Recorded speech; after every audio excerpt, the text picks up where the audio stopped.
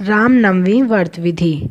चैत्र माह की शुक्ल पक्ष की नवमी तिथि को पुरनवसु नक्षत्र तथा करक लगन में भगवान राम का जन्म हुआ था। रामनवमी भगवान राम की स्मृति को समर्पित है। राम सदाचार के प्रतीक हैं और इन्हें मर्यादा पुरुषोत्तम कहा जाता है। भारतीय परंपरा में यह पर्व महान पर्व के रूप में मनाया जाता है। इस दिन लोग सरयू नदी में स्नान करके पुण्य लाभ कमाते हैं। इस दिन रामचरितमानस का पाठ करना अथवा सुनना चाहिए।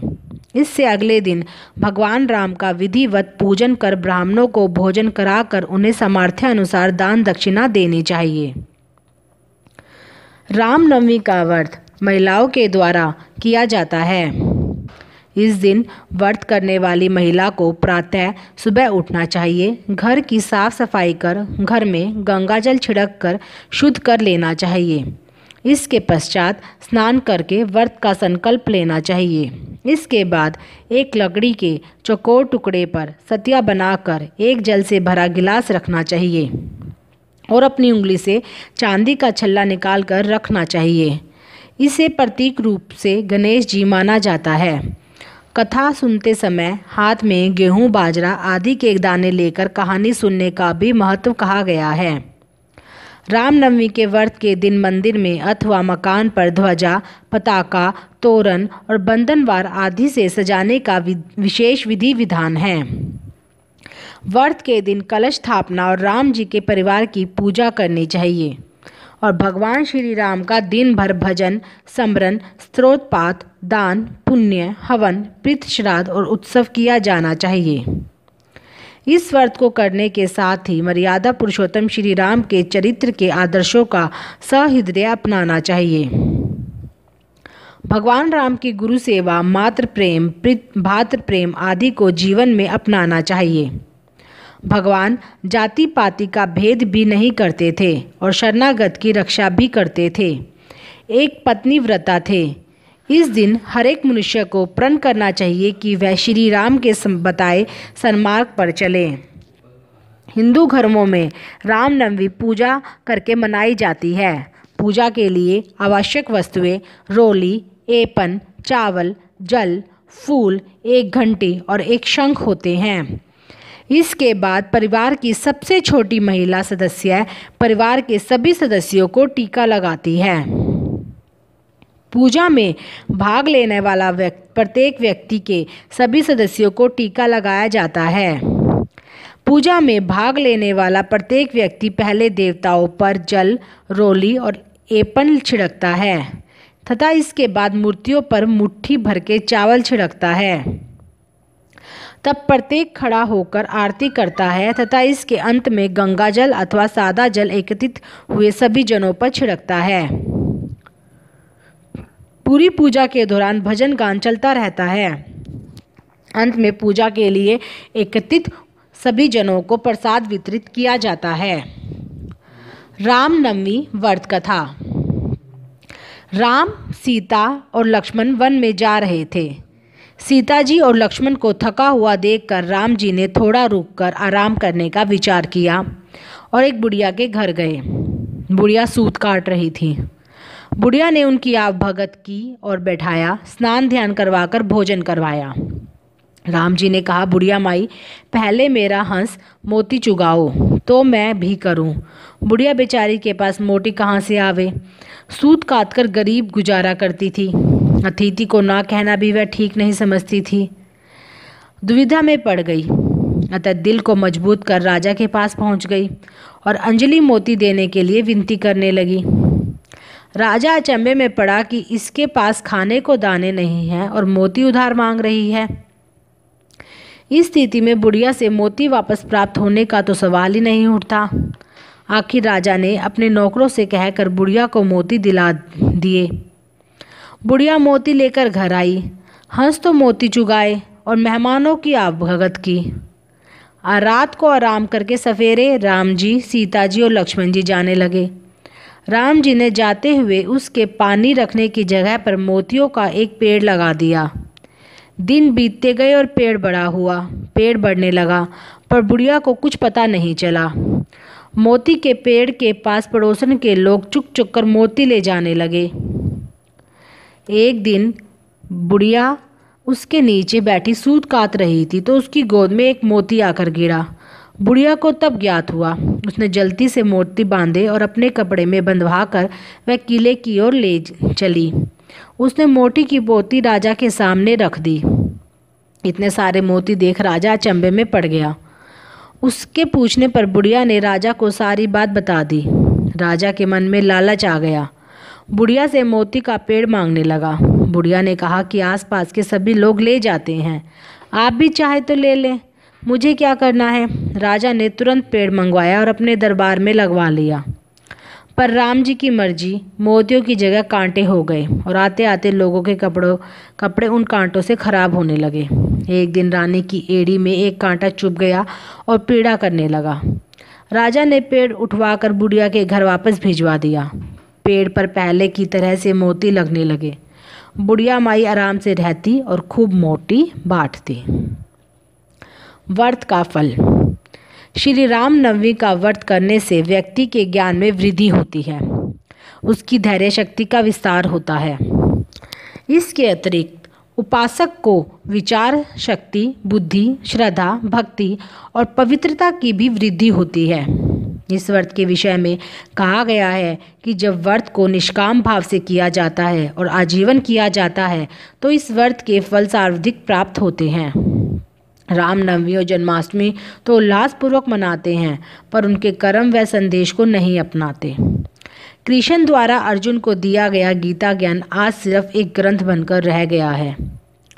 तुलसीदास जी ने रामचरितमानस में भगवान राम के जीवन का वर्णन करते हुए बताया है कि श्री राम प्रातः अपने माता पिता के चरण स्पर्श करते थे, जबकि आज चरण स्पर्श तो दूर बच्चे माता पिता की बात तक नहीं मानते। रामनवमी के दिन श्रद्धालु बड़ी संख्या में मंदिर में जाते हैं, राम की प्रशंसा में भक्ति पूर्ण भजन गाते हैं तथा उनका जन्मोत्सव को मनाने के लिए उनकी मूर्तियों को पालने में झुलाते हैं। इस महान राजा की कहानी का वर्णन करने के लिए काव्य तुलसी रामायण से पाठ किया जाता है। भगवान राम का जन्म स्थान अयोध्या रामनवमी त्योहार के महान अनुष्ठान का केंद्र बिंदु है। राम, उनकी पत्नी सीता, भाई लक्ष्मण व भक्त हनुमान की रथ यात्राएं बहुत से मंदिरों से निकाली जाती है। राम जन्म की कथा। हिंदू धर्म के शास्त्रों के अनुसार त्रेता युग में रावण के अत्याचारों को समाप्त करने तथा धर्म की पुनः स्थापना के लिए भगवान विष्णु ने मृत्युलोक में श्री राम के रूप में अवतार लिया था। श्री रामचंद्र जी का जन्म चैत्र शुक्ल की नवमी के दिन राजा दशरथ के घर में हुआ था। उनके जन्म पश्चात संपूर्ण सृष्टि उन्हीं के रंग में रंगी दिखाई पड़ती थी। चारों ओर आनंद का वातावरण छा गया था। प्रकृति भी मानो प्रभु श्री राम का स्वागत करने में ललायित हो रही थी। भगवान श्री राम का जन्म धरती पर राक्षसों के संहार के लिए हुआ था। त्रेता युग में रावण तथा राक्षसों द्वारा मचाए आतंक को खत्म करने के लिए श्री राम मर्यादा पुरुषोत्तम के रूप में अवतरित हुए। इन्हें रघुकुल नंदन भी कहा जाता है। अगस्त्य संहिता के अनुसार मंगल भवन मंगल हारी द्रिवसु दशरथ अजिर बिहारी। अगस्त्य संहिता के अनुसार चैत्र शुक्ल पक्ष की नवमी के दिन पुरनवसु नक्षत्र करक लगन में जब सूर्य अन्याय 5 ग्रहों की शुभ दृष्टि के साथ मेष राशि पर विराजमान थे, तभी साक्षात भगवान श्री राम का माता कौशल्या के गर्भ से जन्म हुआ। धार्मिक दृष्टि से चैत्र शुक्ल नवमी का विशेष महत्व है। त्रेता युग में चैत्र शुक्ल नवमी के दिन रघुकुल शिरोमणि महाराज दशरथ एवं महारानी कौशल्या के यहाँ अखिल ब्रह्मांड नायक अखिलेश ने पुत्र के रूप में जन्म लिया था। राम का जन्म दिन के 12 बजे हुआ था। जैसे ही सौंदर्य निकेतन शंख चक्र गदा पद धारण किए हुए चतुर्भुजधारी श्री राम प्रकट हुए तो माता कौशल्या उन्हें देखकर विस्मित हो गई। राम के सौंदर्य व तेज को देखकर उनके नेत्र तृप्त नहीं हो रहे थे। देवलोक भी अवध के सामने श्री राम के जन्मोत्सव को देखकर फीका लग रहा था। जन्मोत्सव में देवता, ऋषि, किन्नर, चारण सभी शामिल होकर आनंद उठा रहे थे।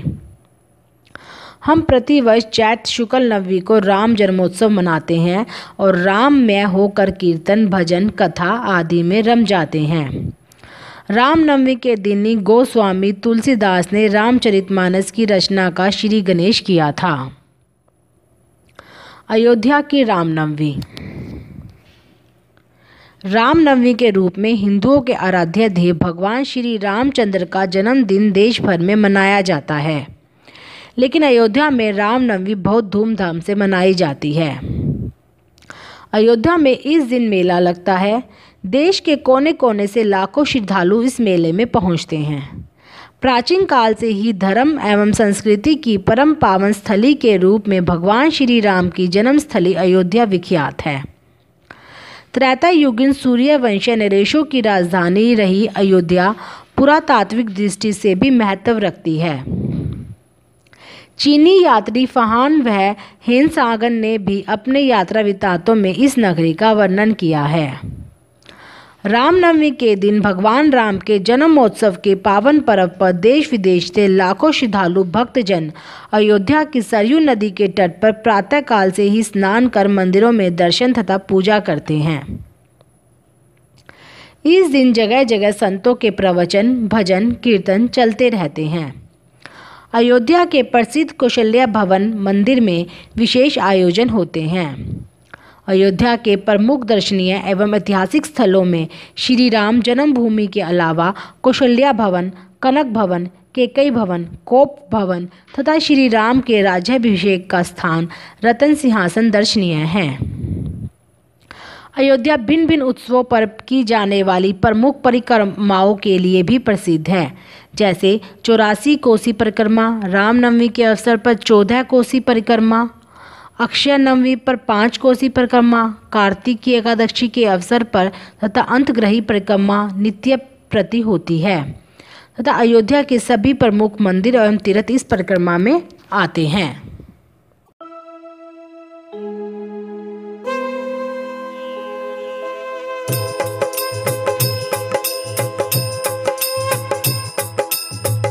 आरती की जय श्री रघुवर जी की, सतचित आनंद शिव सुंदर की।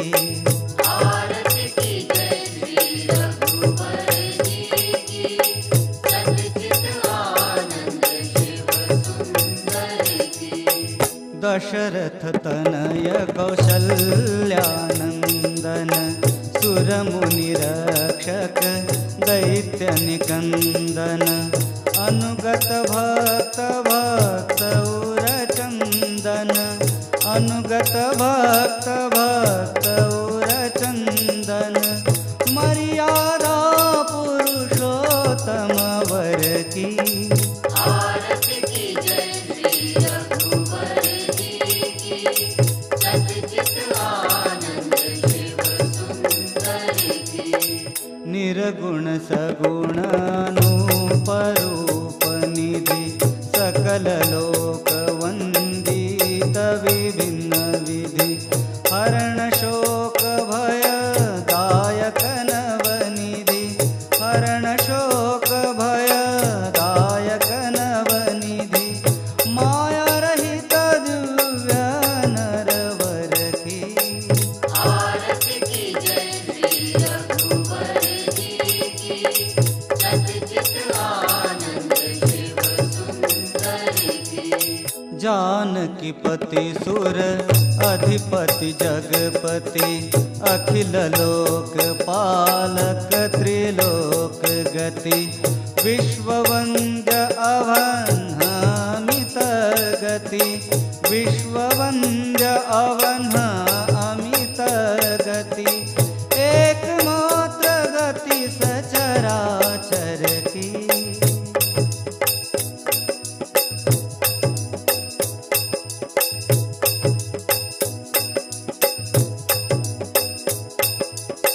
शरणागत वत्सल व्रतधारी, भक्त कल्प